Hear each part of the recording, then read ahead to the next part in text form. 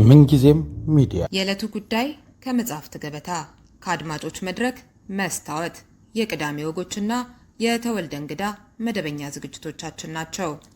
703-475-6309 ስልካችን፣ ምንጊዜም ሚዲያ @gmail.com የኢሜል አድራሻችን ነው።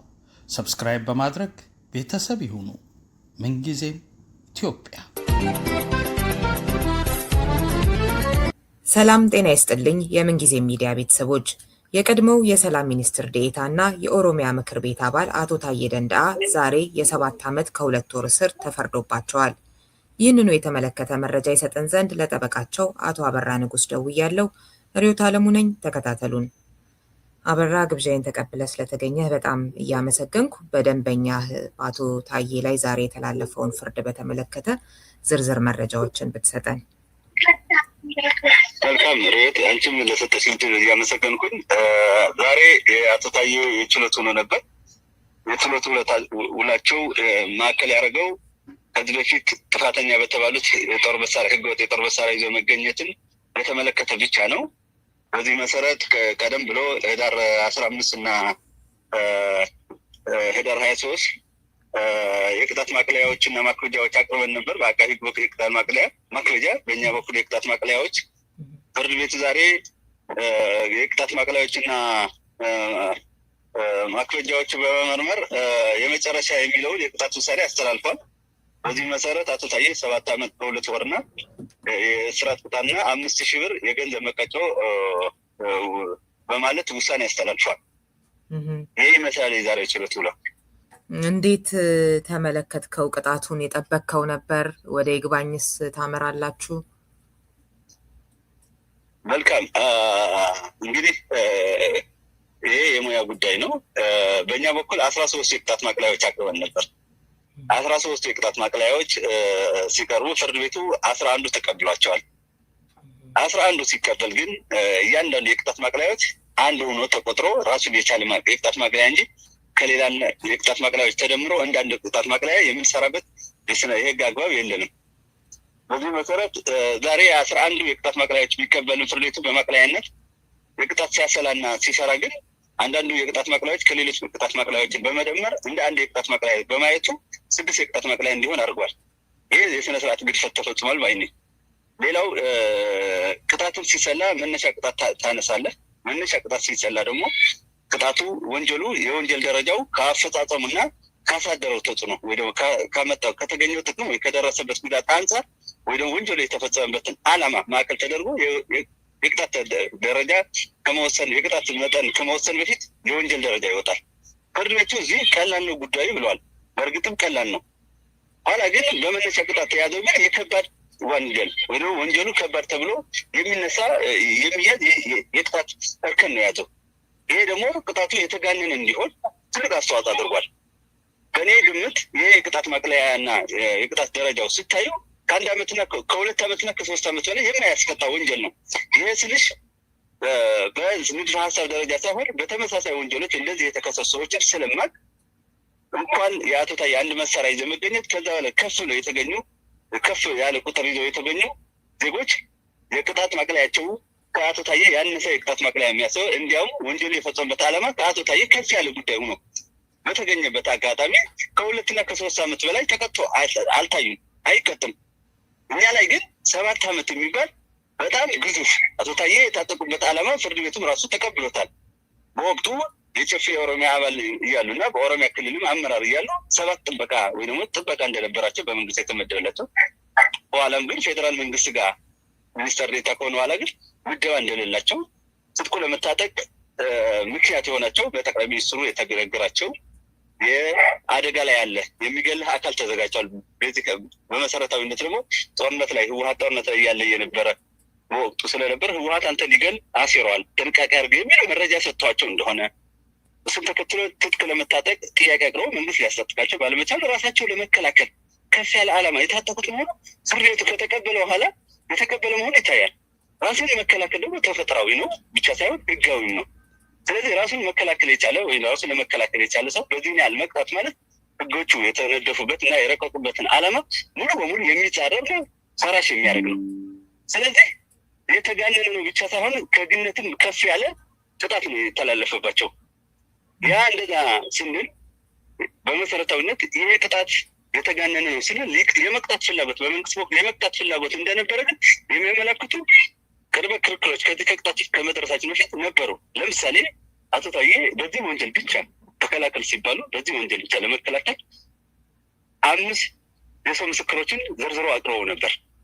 ከነዚህ ውስጥ ጠቅላይ ሚኒስትር አብይ አህመድ፣ ከንቲባ አዳነች አቤቤና አምባሳደር ጫልቱ ሳኒ ይገኙበታል። እነዚህ ሰዎች አቶ ታዬ ጠቅላይ ሚኒስትሩ ህይወትህ አደጋ ውስጥ አለ ራስን ጠብቅ ሲሏቸው የሰሙ እና አቶ አብይ አህመድ በራሳቸው መልእክት ያስተላለፉ መሆናቸው ምደባ እንዲደረግላቸው ወደ ራሳቸው አቶ ታዬን የሚጠብቅ ሰው እንዲጠብቁ የጠየቁ ስለመሆናቸው አለፍ ሲል ደግሞ የጦር መሳሪያ እንዲታጠቁ ጥያቄ አቅርበው መኖራቸውን ወይ ደግሞ የጠየቁ መሆናቸውን የሚመሰክሩ ሰዎች ናቸው። እነዚህ ሰዎች ግን ፍርድ ቤቱ በሬጅስትራር በኩል ወይ በፍርድ ቤት በኩል መጥሪያ ደርሷቸው እንዲመጡ በተደረጉት 6 ወር ነው የጨረሱት። አንቀርብም ብለው ማለት ነው።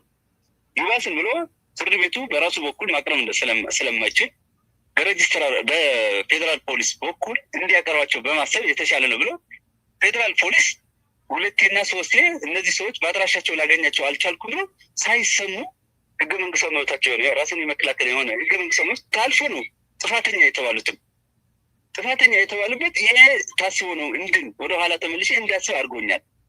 ስለዚህ ግነቱም ከዚህ ነው የመጣው።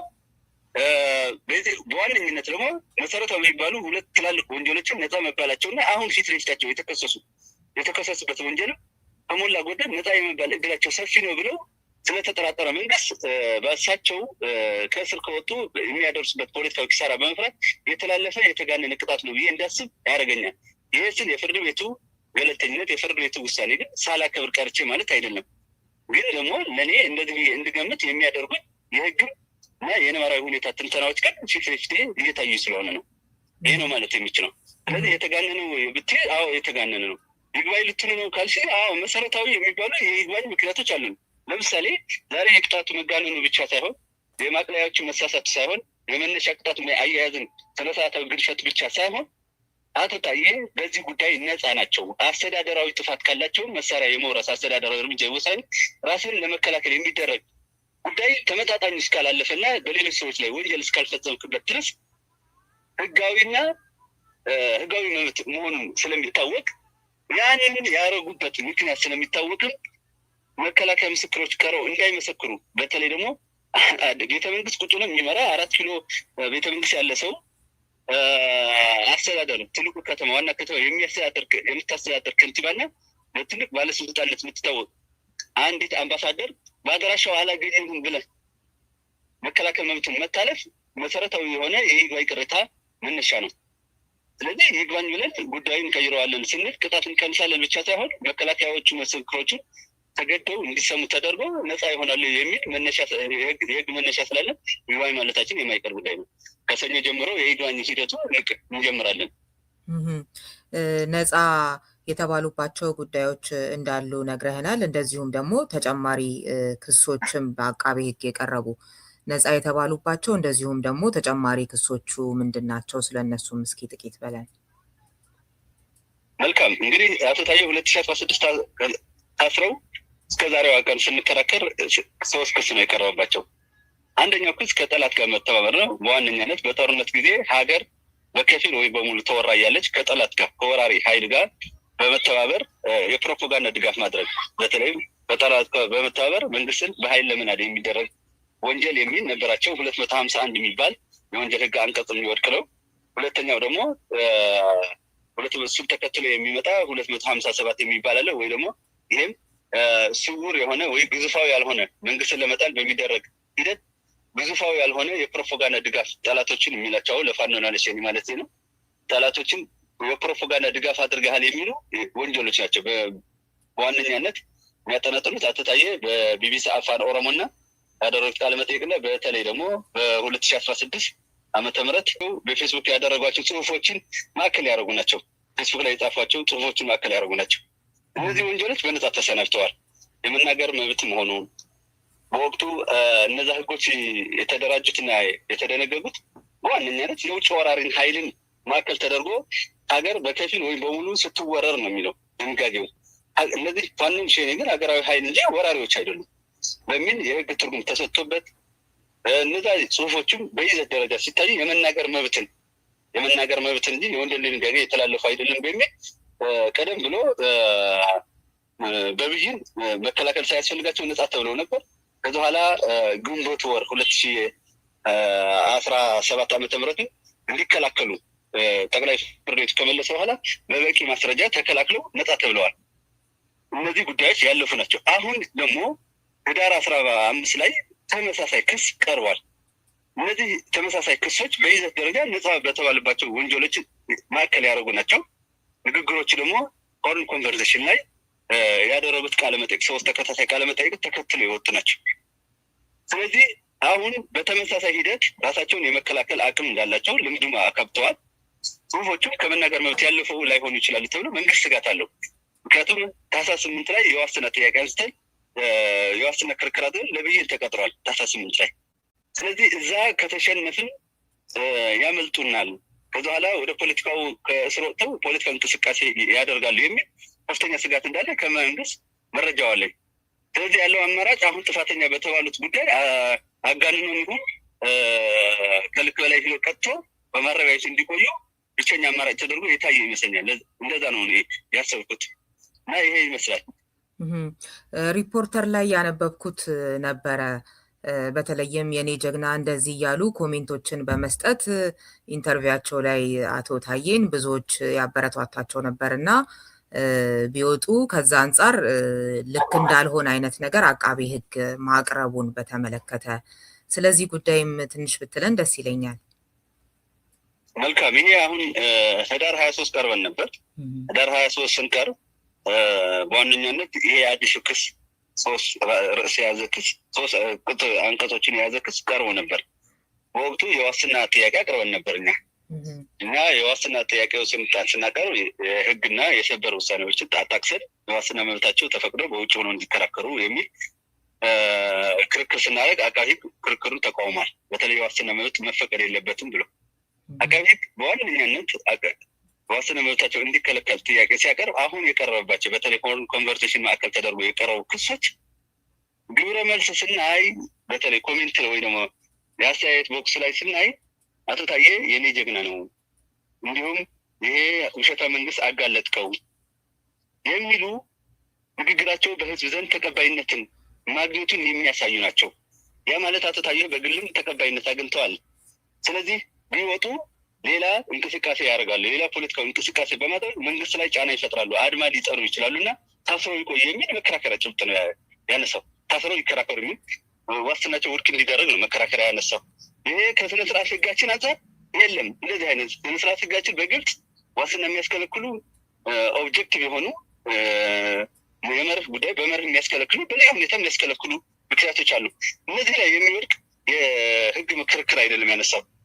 ስለዚህ እኛም ይሄ ተቃውመን ክርክሩ የኛ ጥያቄ እንዲጸና ማለት ዋስትናው መሰጠቱ እንዲጸና የሚያደርግ ክርክር አድርገናል።